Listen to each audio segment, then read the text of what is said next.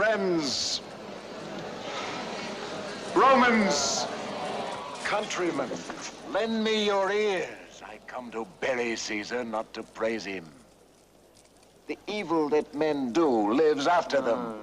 The good is often interred with their bones. So let it be with Caesar.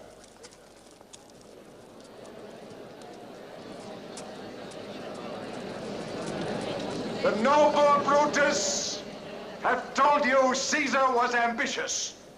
If it was so, it was a grievous fault. Grievously hath Caesar answered it. Here, under leave of Brutus and the rest, for Brutus is an honorable man, aye. So are they all honorable men. Come I to speak in Caesar's funeral. He was my friend, faithful and just to me. But Brutus says he was ambitious. And Brutus is an honorable man.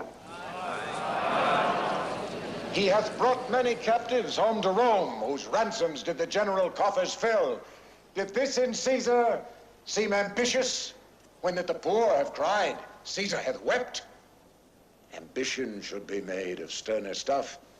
Yet Brutus says he was ambitious, and Brutus is an honorable man. You all did see that on the Lupercal I thrice presented him a kingly crown which he did thrice refuse.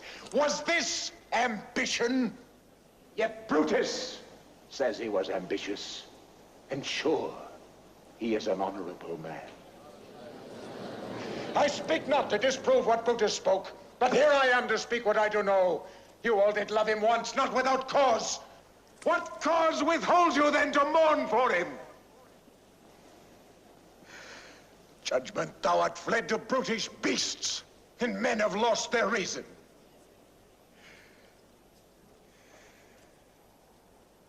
Bear with me. My heart is there with Caesar, and I must pause till it come back to me.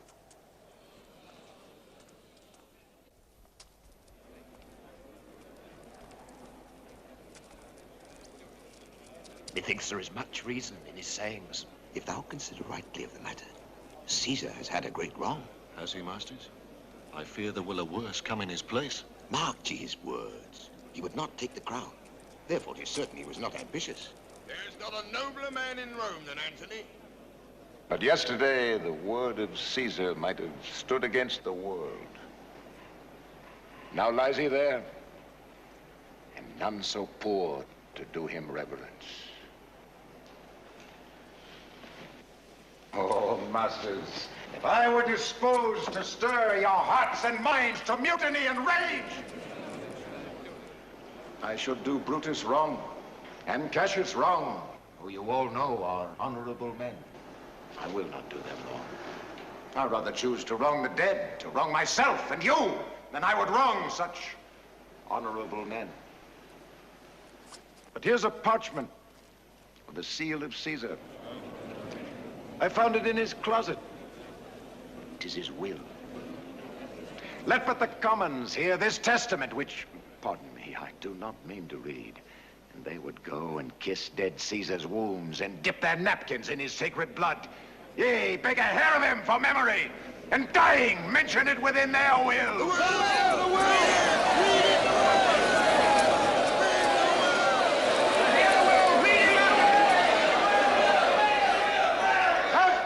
Gentle friends, I must not read it. It is not meet you know how Caesar loved you. You are not wood, you are not stones, but men. And being men, hearing the will of Caesar, it will inflame you, it will make you mad. 'Tis good you know not that you are his heirs. For if you should, oh, what would come of it? No, patience! Will you stay a while? I have overshot myself to tell you of it. I fear I wrong the honorable men whose daggers have stabbed Caesar. I do fear it. They were traitors on the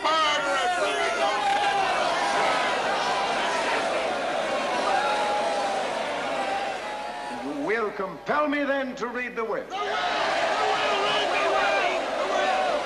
Then make a ring about the corpse of Caesar and let me show you him that made the will. Shall I descend? And will you give me leave? Come down! You shall leave!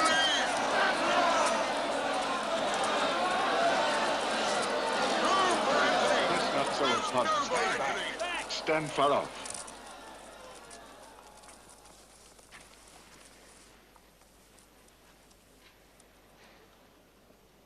You all do know this mantle.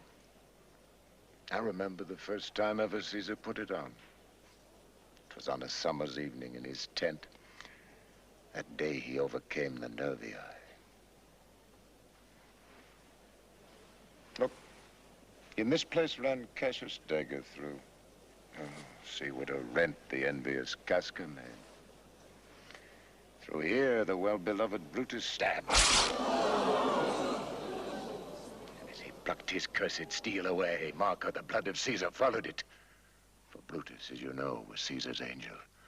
Judge, oh ye gods, how dearly Caesar loved him. For this was the most unkindest cut of all. For when the noble Caesar saw him stab, ingratitude, more strong than traitor's arms, quite vanquished him. Then burst his mighty heart, and in his mantle muffling up his face, even at the base of Pompey's statue, which all the while ran blood, great Caesar fell. Oh, what a fall was there, my countrymen. And I and you and all of us fell down, whilst bloody treason flourished over us. Kind soul, what? Weep you when you but behold our Caesar's vesture wounded. Look you here! Here is himself, marred as you see with traitors. Oh, piteous spectacle. Oh, noble Caesar! Say, countrymen! Good friends! Sweet friends! Let me not stir you up to such a sudden flood of mutiny. They that have done this deed are honorable. What private griefs they have, alas, I know not that made them do it. They are wise and honorable and will no doubt with reasons answer you. I come not, friends, to steal away your hearts.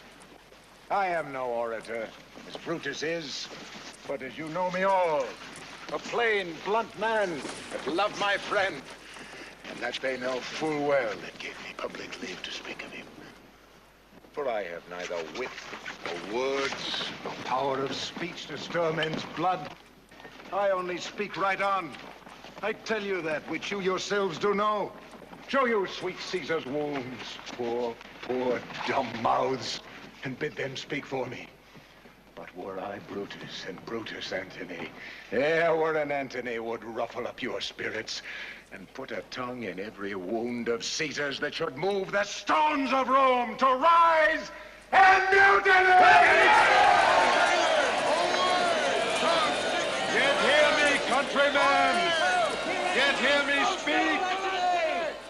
Why, friends, you go to do you know not what. Wherein hath Caesar thus deserved your love? Alas, you know not. I must tell you then. You have forgot the will I told you of. Here is the will.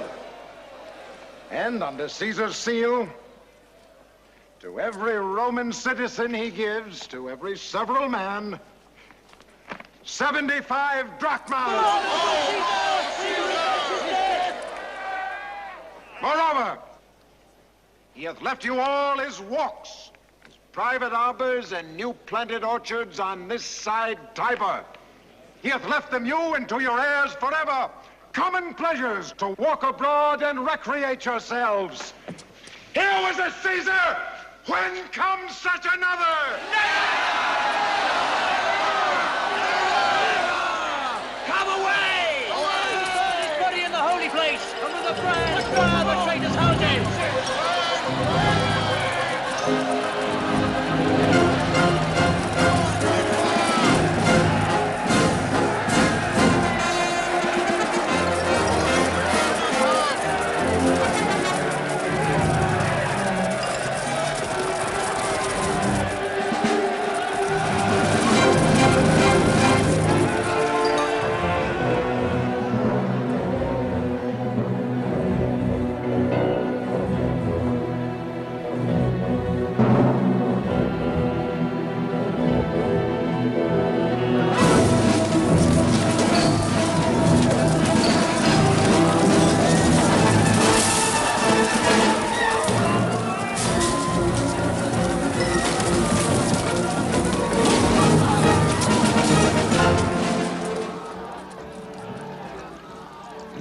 let it work.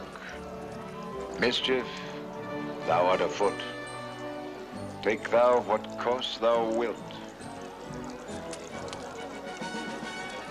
How now, fellow? Sir, Octavius has already come to Rome. Where is he now? He and Deputus are at Caesar's house. He comes upon a wish. Fortune is merry, and in this mood will give us anything. I heard him say Brutus and Cassius had rid like madmen through the gates of Rome. Belike they had some notice of the people. How I had moved them.